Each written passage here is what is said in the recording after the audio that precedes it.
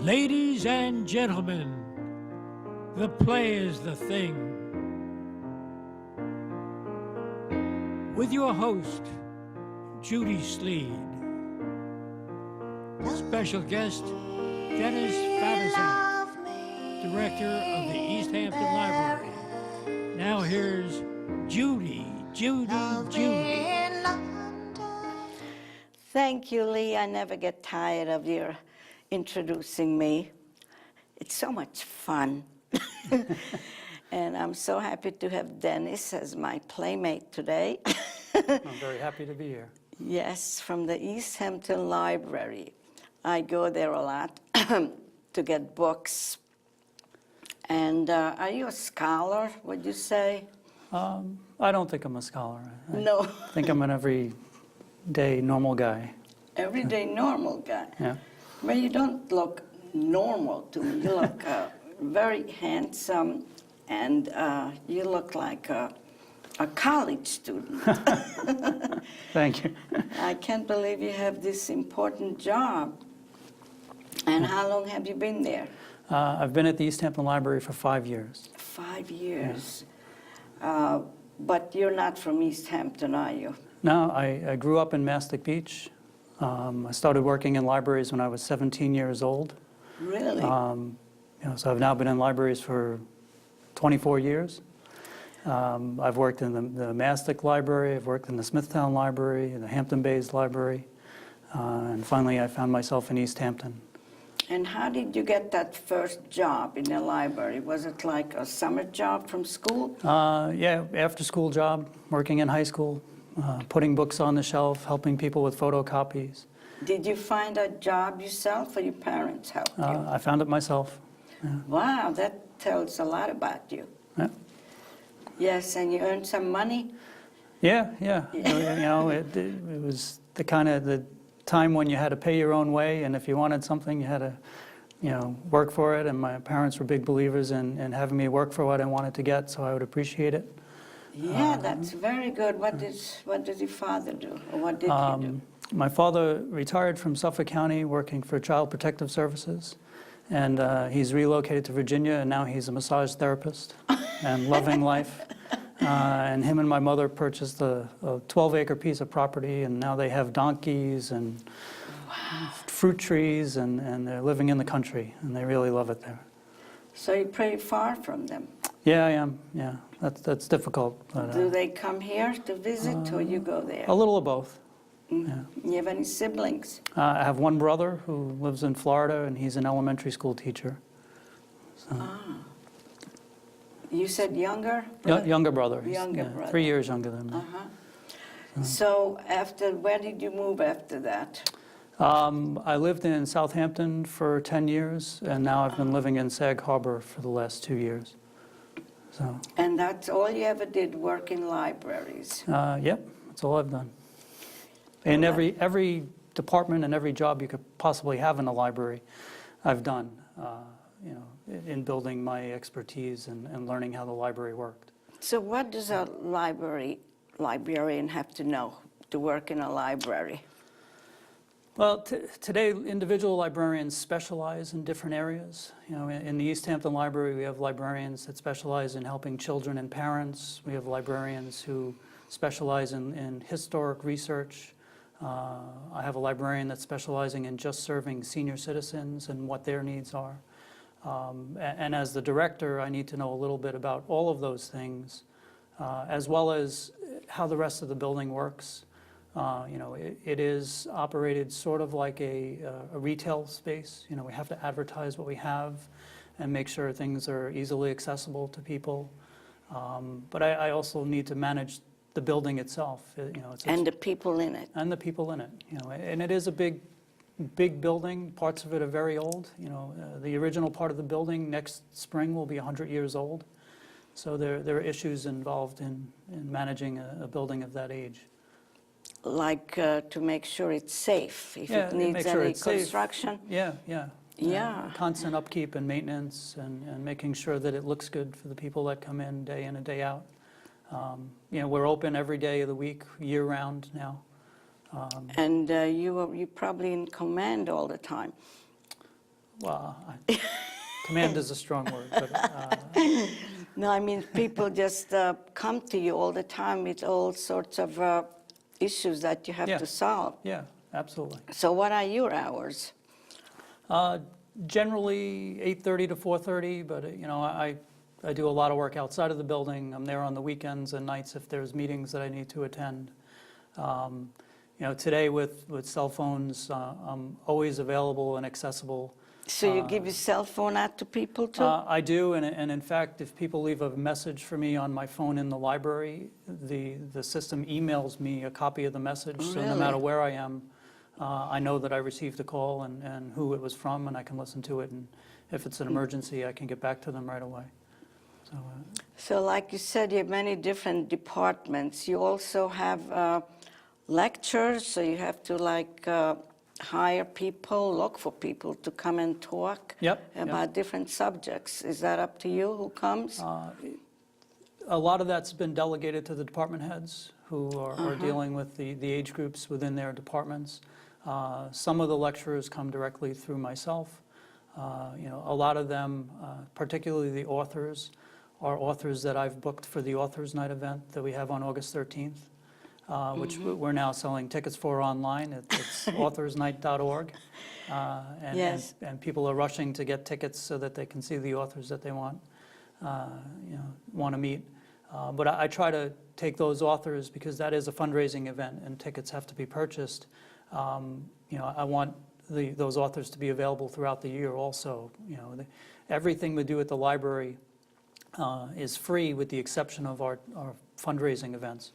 So, And then goes to the library because it takes a lot of money to run that place. yeah, it does. And we're proud that 35% of our operating budget is from fundraising and donations. So we've been able really? to keep the taxes fairly low because we work very hard, the library board and the staff, to raise money and get donations. And we have a lot of dedicated donors who support the library and like what we're doing and want to continue that.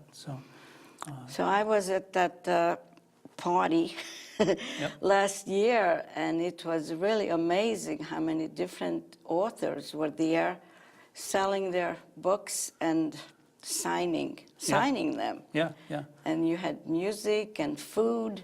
Yeah, the event has really grown. I mean, we for a few years have been saying it's the premier literary event of the Hamptons. I would argue now that it's the premier literary event of Long Island.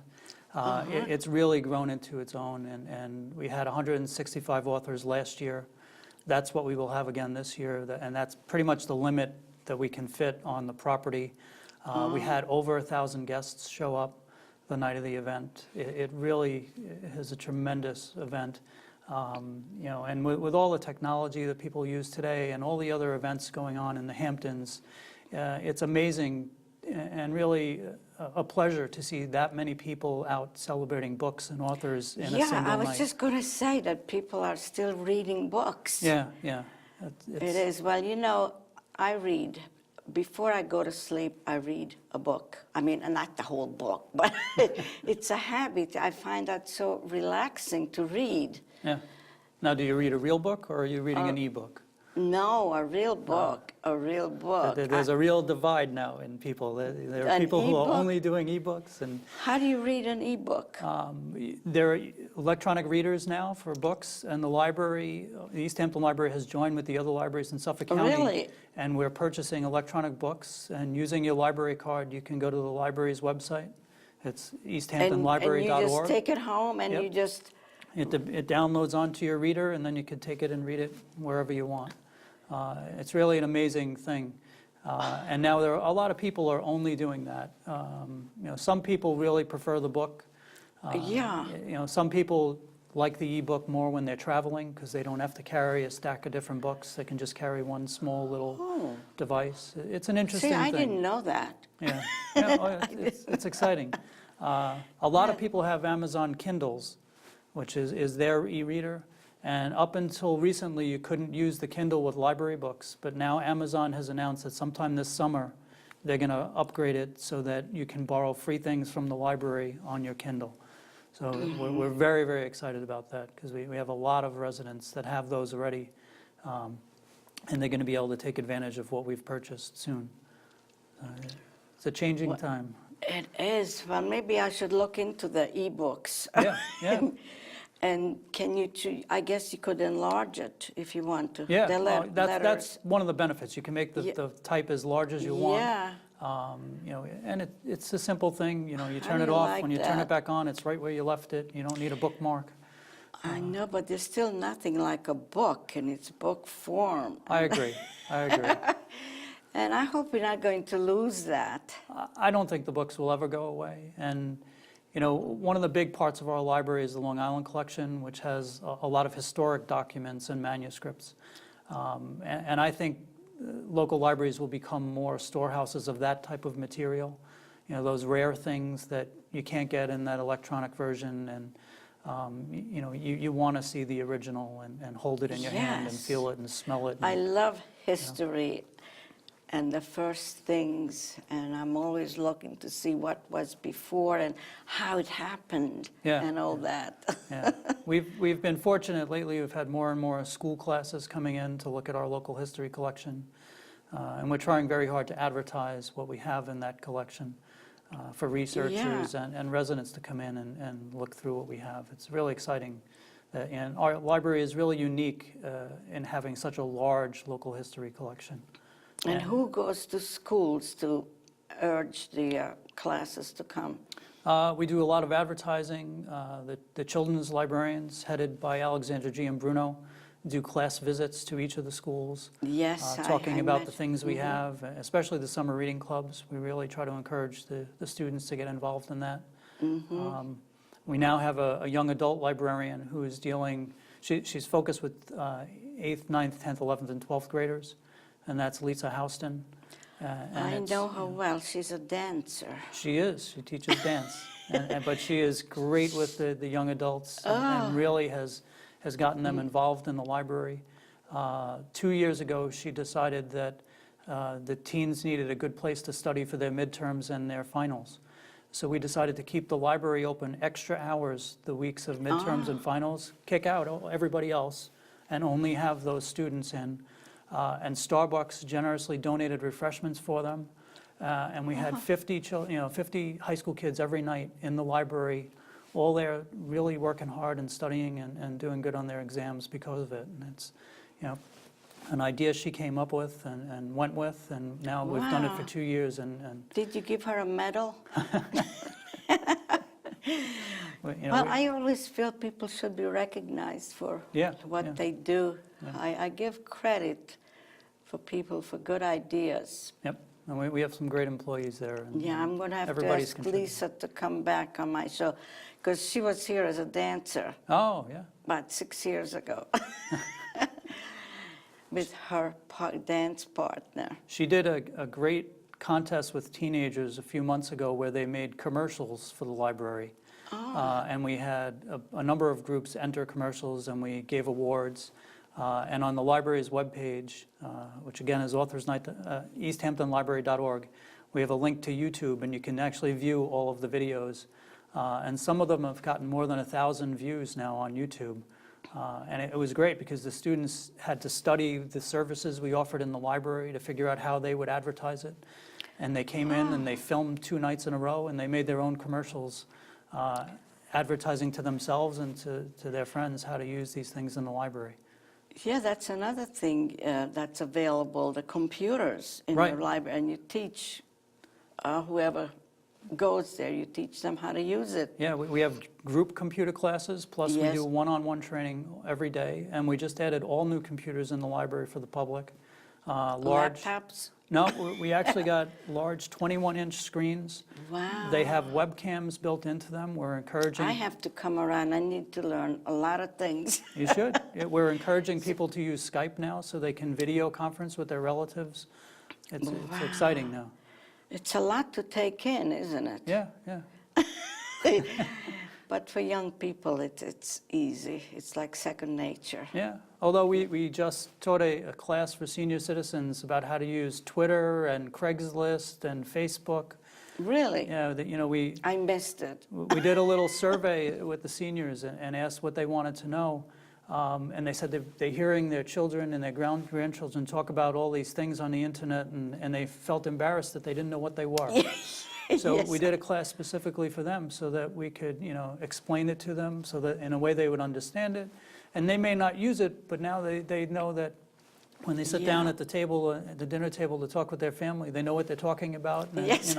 they feel educated.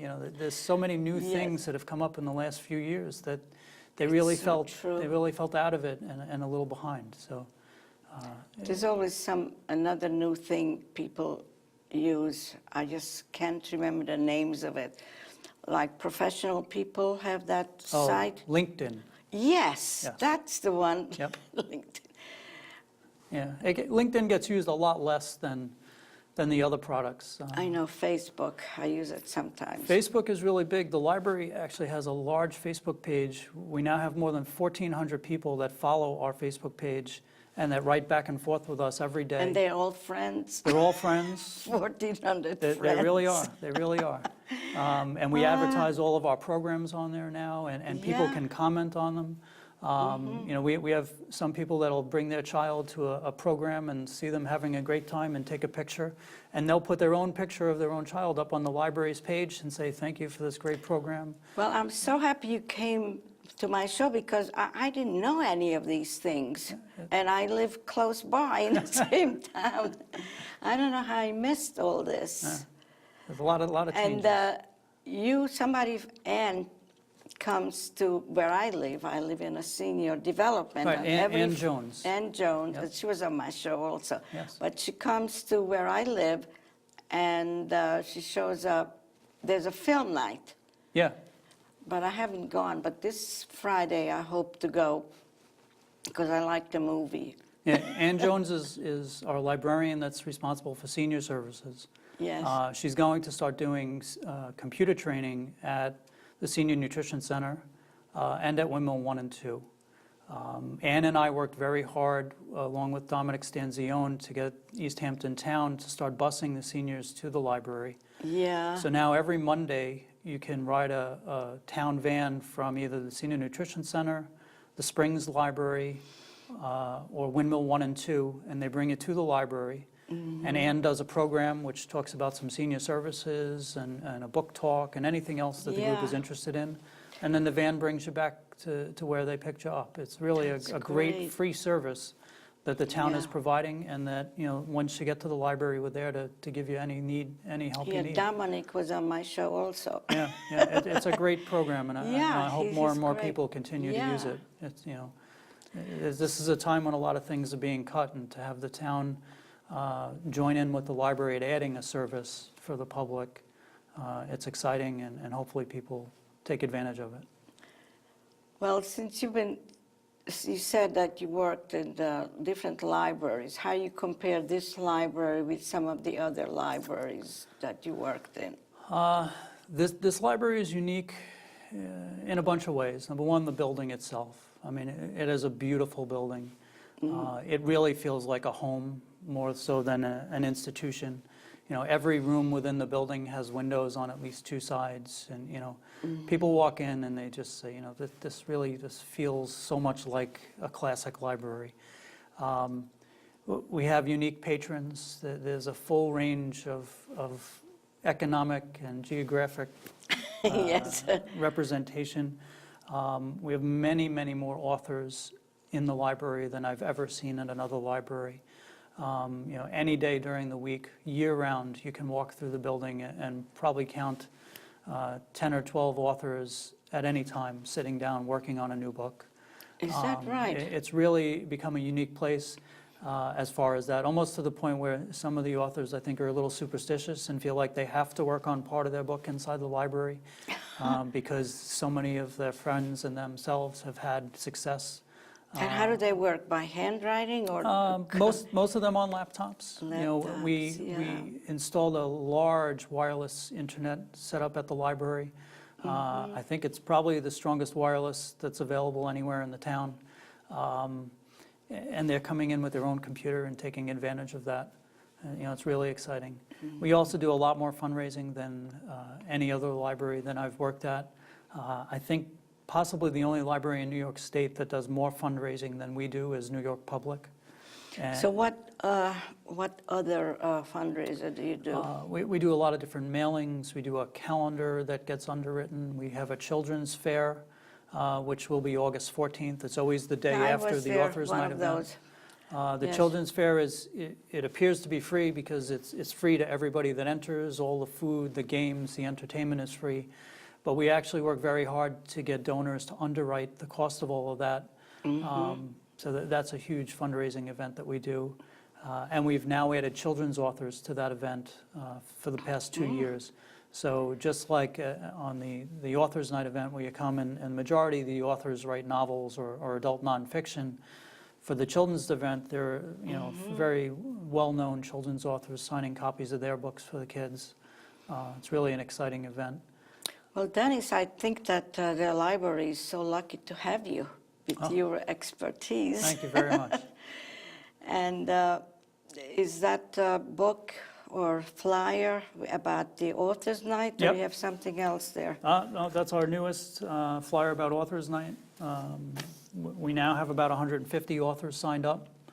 And are all those mentioned in this, or Yep, or they're all are you mentioned. still adding on to it? I'm probably going to add about 10 more names. Yeah. I've taken down the sign-up form because I have a lot of personal invitations out to authors, more than I actually have seats left. The event has become so successful that this year I had publishers sending me galley copies of books and pitching their authors and really Yeah. wanting to get in early. This became a very big event. Very big. Very big. We start planning it 2 weeks after last It year's event starts. finished. And as early as January, I had invitations out to authors and started booking people. We're very happy this year that we have the first publisher that's being an underwriter for the event, and that's Hachette Books. They've become a major donor of the event this year. Who? Oh, Is a large book publisher, as well as Hampton's Magazine is a big Oh, that's a- sponsor this year. yeah. Domaine Franey is going to do the wine again. Southampton Public House is going to supply beer this year from the public house, which is exciting. Peconic Public Broadcasting with Bonnie Grice again is going to be Yeah. broadcasting from under the tent. And Bonnie is actually going to be hosting a dinner at her own home, which is exciting.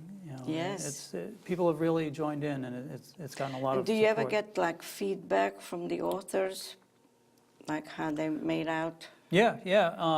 In fact, with the internet and Facebook, we receive a lot more feedback than we ever thought we would. Many of the authors now post their own pictures from the event. They do their own summary write-ups afterwards about what happened at the event and all of the friends that they've met and longtime friends that they saw again for the first Yeah. time in many years. Yeah. It's really been exciting as far as how that's worked out. In fact, last year, one of our authors actually had his own photographer come and take pictures at the event, Oh, which was, and then he put it in his publication? he put it online. It was Online. Yeah, Getty Images had his Yeah. photos up, which was really exciting. It is. Are you teaching that also? In How to put things library? online, we are. In fact, this year at the Authors Night, we're going to have a little contest where anybody who takes pictures for the event and puts them on Facebook and tags the library in the picture, so then it shows up on the library's Facebook page, will get into a contest to win $100 in Barnes & Noble gift cards. So, we're hoping that, we'll really encourage people to take out their phone from their pocket and take some pictures at the event, showing, what they think they're enjoying and some great authors at their meeting. Even if they're in the picture, that's fine. We'd like to get people to contribute as much as they can and help it That sounds grow like even more. a lot of fun. Yeah. The best part I think about our event and why it's been so successful is it's really the only event where the celebrities are there solely to speak to the guests. You can go to a lot of events that have tickets, and a lot of them cost more than ours does. Yeah. And you can see celebrities around, and but they're not there to talk to you. They're there with their friends and socializing, Right, yes. and there for another reason. At our event, 165 authors are sitting there at tables, and they're there for 2.5 hours, and they're sitting there waiting to talk to you, to talk to the guests who come up, to take a picture with you, to sign a book for you. And that really makes it a different kind of an event that I don't think you get anywhere else in the Hamptons as far as events go for the summer. And the success of it and the number of people that show up every year proves that, I think. It is a fun event. Yeah. And you had food served last year also. We did. And drinks. And We did. We serve a lot of sushi. We had a lot of great hors d'oeuvres. We're actually looking for restaurants this year to contribute with the hors d'oeuvres. And like I said, Domaine Freni is going to do the wine again, which we had some great wine last year, and Public House beer. you had shrimp. We last year. did have shrimp. We've been told Yeah. that we represent the food well at our event, and compared to some other events, Yeah. people don't leave hungry when they leave our event. We're also happy that Prudential again is going to do the bags, so that anybody who purchases books at the event will get one of those recycling type shopping bags Oh, yeah, from that's Prudential. right. Yes. We hate to put more plastic into the environment. If you noticed last year, even the cups that we serve the wine in were cups that are made out of corn, so that they, if you throw them in the Yeah. compost pile, they decompose. With so many people and so much food going on, we were kind of concerned about the garbage we generated and wanted to I help hope contribute people a little bit. who will come will bring some money with them. Because you want to know, I just didn't bring any money with me. And I Oh, wanted yeah. to buy some books. So how could you come to a book fair without money? That's right. So what I did, I left it at the desk. And then I paid for it and picked it up later on. Yep. So I hope people will come with money to buy books. That's right. And we take anything. We take cash, credit card, checks. Yes. We're equipped, and Yeah. the lines went pretty quick last year. I think we really got that part down. We had 6 cash registers, and we had some great volunteers working them, and really got through quickly. And we made a lot of money for the library. It was really a successful Dennis, I'm so happy you came and talked to us, and you told the whole world all about yourself and the library, and you gave us a lot of information. event. Thank you. And you're probably going to get a lot of calls. People will tell you how wonderful you are, and people will ask you for your autograph. You're the star, Judy. I tell that to everybody all the time. I'm a star. And I'll have to see you at Authors Night. We can do a toast together. Yes. So it's great. Thank you. You really, I almost didn't, I knew it was you because I knew you were coming, but I would have passed you on the street. Because when I saw you that, Authors Night, you looked so different. Yeah. And for some reason, before I actually met you, I pictured you as a more mature person.